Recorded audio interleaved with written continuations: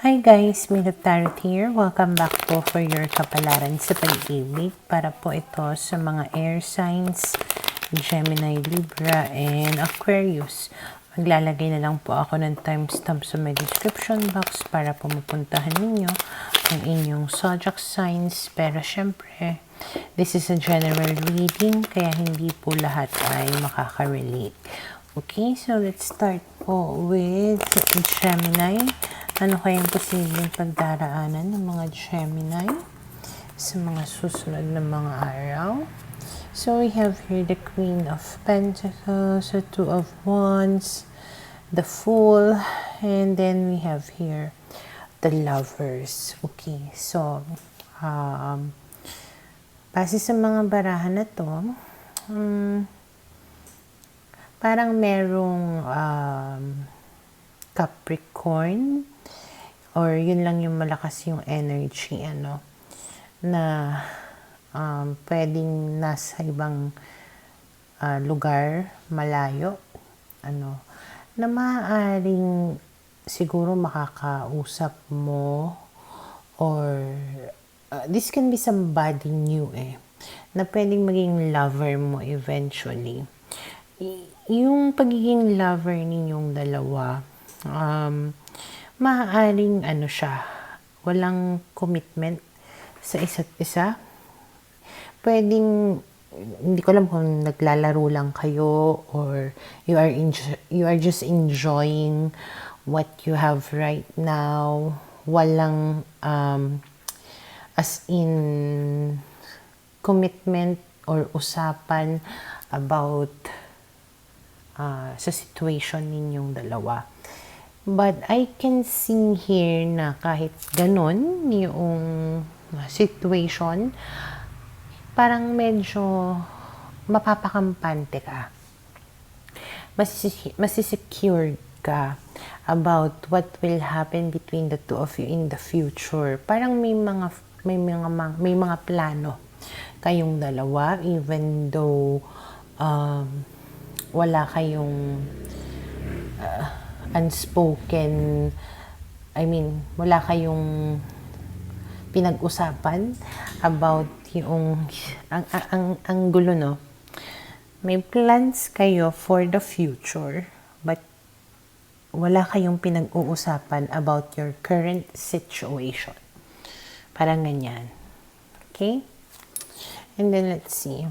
We have here the Ace of Cups, the Five of Swords, the Five of Pentacles, and then the Four of Wands. Oo, magkakaroon kayo ng commitment sa isa't isa. Yes, there's a chance na you might end up getting engaged, getting married, ganon. But merong period of time na feeling ko makakaramdam ka ng loneliness and confusion. Okay? Hindi ko lang alam exactly kung ano pa yung mangyayari, but there's going to be a conflict between the two of you, which will create some distance sa inyong dalawa. Pero, malaki yung chance na maayos ninyo itong conflict na ito nga. And because of that, maaaring doon na mag-iiba yung dynamics ninyo sa isa't isa, or yung status ng relationship ninyo. Okay? So, from being carefree, having fun lang, non-committal to each other, after the conflict, mas magiging seryoso kayo sa isa't isa. Okay? Yeah. And then we have the Ten of Cups, which means having a happy relationship. If you will get married, it means na you will have a happy family, children, ganyan. And then we have here the Hermit, the Nine of Swords, and then the Six of Cups. Yeah. So, magkakaroon kayo ng reconciliation after that conflict. Kasi siguro magkakaroon ng realization yung isa sa inyo na siya yung gusto ko makasama habang buhay. Handa na ako mag-commit sa kanya. Parang ganyan. Hindi ko kaya na mawala siya. So, siguro kakailanganin lang na yung conflict na yon para para mag-step into the next level kayong dalawa. Okay? And then we have the Ace of Swords, the Ten of Wands, the King of Cups, which means na naging malinaw sa kanya, na mahal ka niya, na parang mabigat sa kalooban niya, na tipong mawala ka, parang ganyan, na kahit na may mga naging problema kayo, mas mahirap, kumbaga, na mawala ka. Okay? And then we have here the Moon, the Ten of Pentacles. So, magkakaroon naman kayo ng stable na relationship. Even financially, magiging maganda naman yung status ninyo. As long as siguro maging open kayo sa isa't isa. And then we have the Six of Wands. So there is a potential success in this story. Tipong you will be given what you deserve in love. Kanyan. Magbigyan ka ng tamang atensyon, alaga, panahon. Ganon. At magiging maganda yung ending nitong kwento na ito. Okay? So, yun yung nakikita ko na pwedeng mangyari sa mga Gemini. Para sa mga Libra, okay, let's see, ano kaya yung posibleng pagdaraanan ng mga Libra sa mga susunod na mga araw?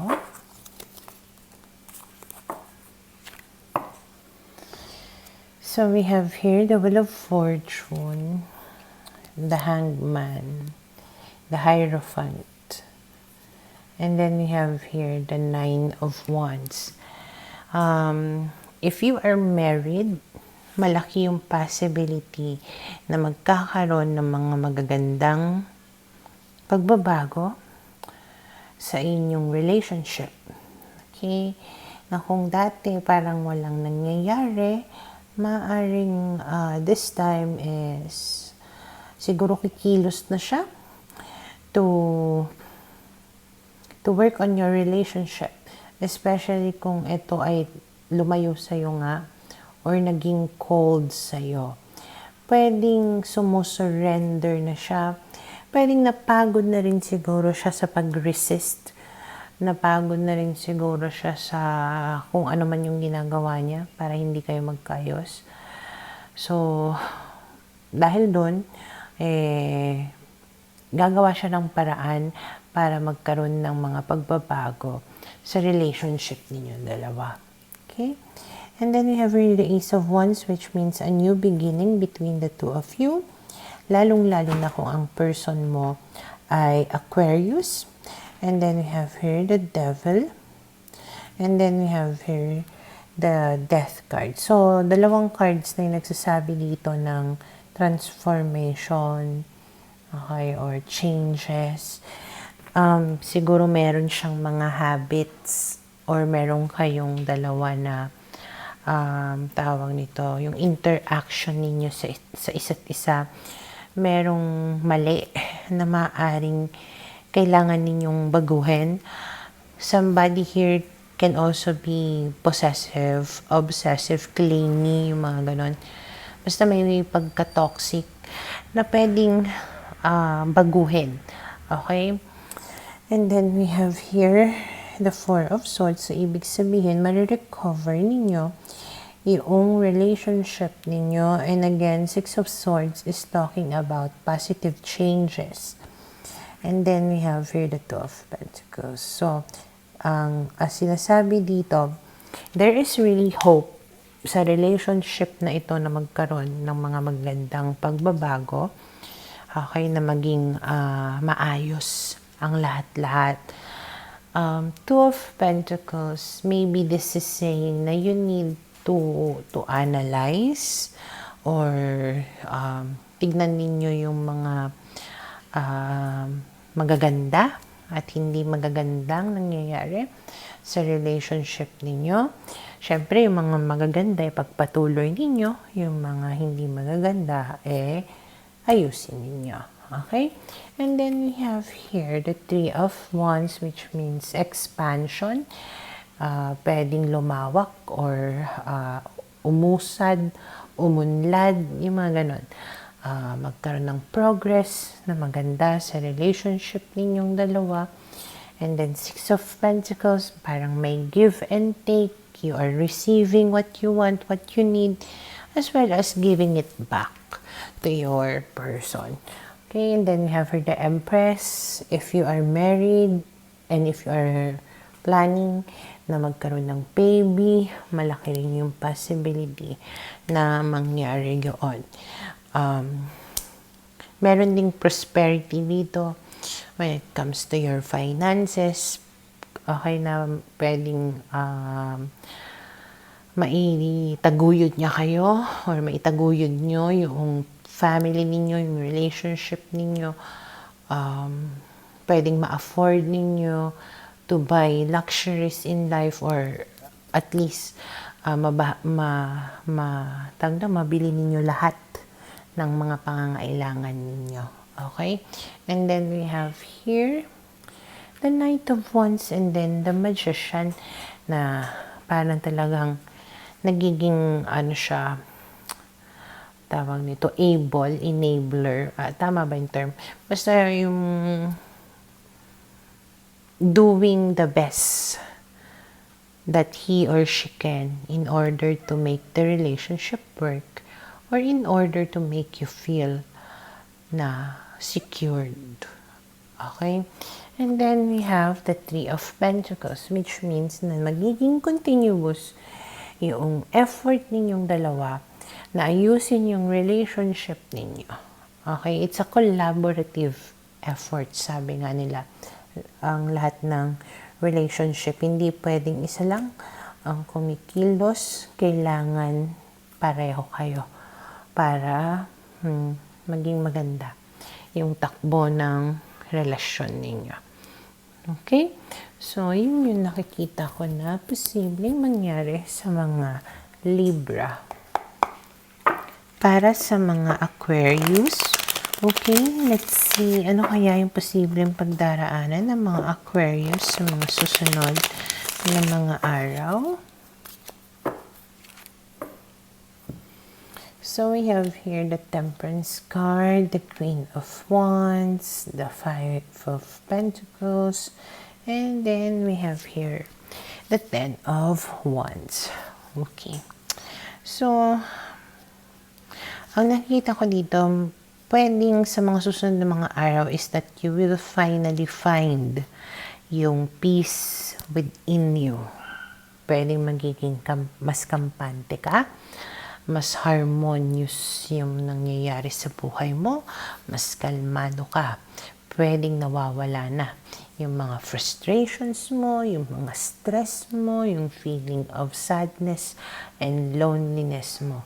Instead, ang nararamdaman mo is yung pwedeng nagiging mas lively ka, mas happy, secured, enjoying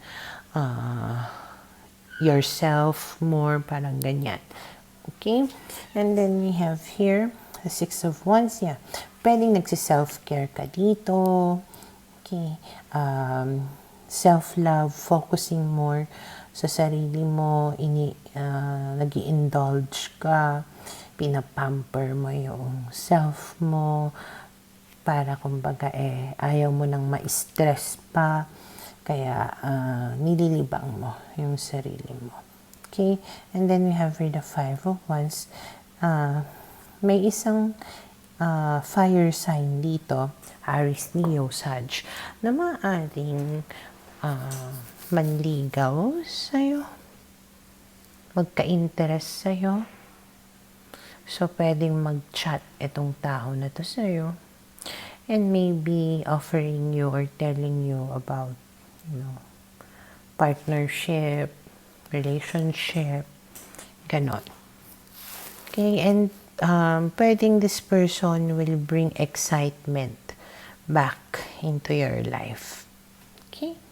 And then we have here the Nine of Pentacles. Pero ikaw, parang nag-enjoy ka na dito na single ka, ganun.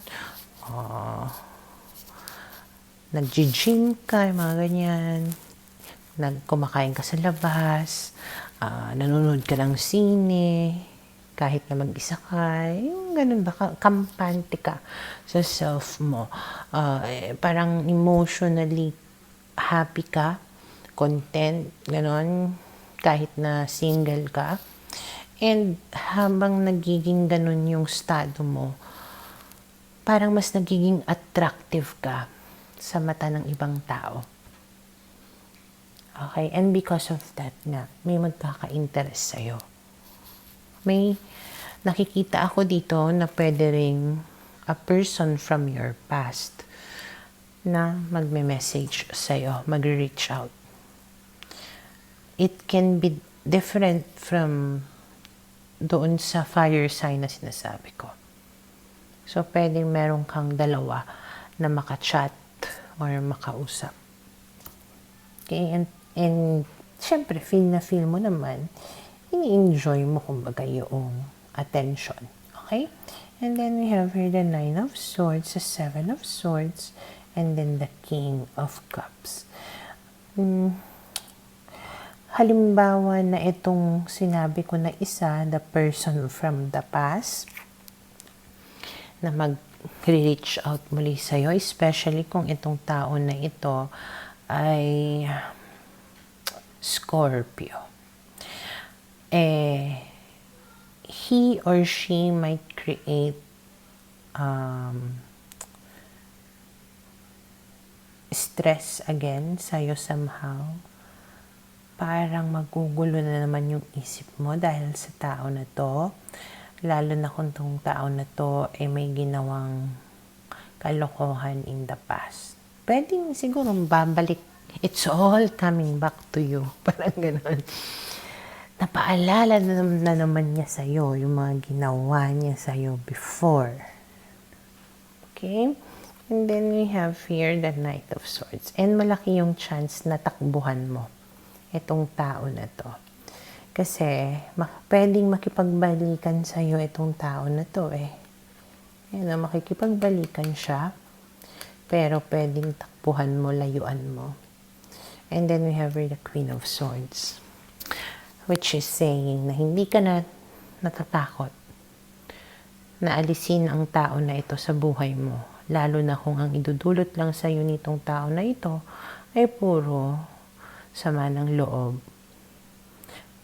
kaguluhan, or yung pagkawala ng peace of mind mo. Lalong-lalo na kung wala naman na siyang silbi or wala siyang magandang na idudulot sa buhay mo. Pwedeng supradahan mo, isnabin mo, ganyan. Or totally na block or ignore the person. Kasi ang mahalaga sa'yo is your peace and quiet. Yung pagiging harmonious ng buhay mo at hindi mo kailangan ng maraming problema at stress na naman. Okay?